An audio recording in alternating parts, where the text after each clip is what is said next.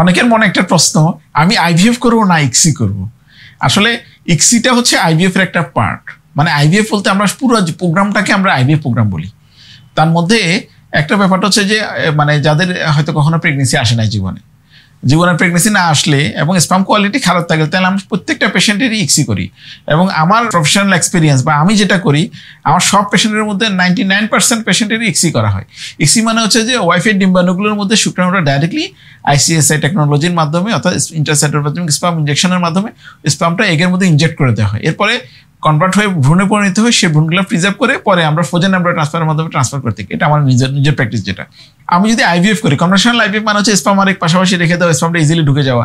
এই জিনিসটা আমি প্র্যাকটিক্যালি কম করি। কম করার কারণ হচ্ছে যে আমরা কনফার্ম করতে চাই যে আপনার যে স্পাম আছে এবং আপনার যে এগ আছে যেগুলো তো নষ্ট যেন না হয়, এবং ম্যাক্সিমাম ক্ষেত্রে যেন আমরা ম্যাক্সিমাম ফার্টিলাইজেশন ম্যাক্সিমাম এমব্রায়ো যেন তৈরি করতে পারি।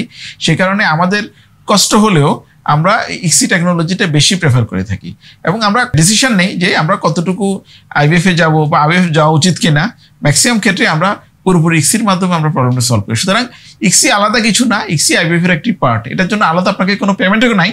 আপনার যে প্রোগ্রামে যাবেন আমরা অটোমেটিক্যালি আমরা ইক্সিতে কনভার্ট করবো।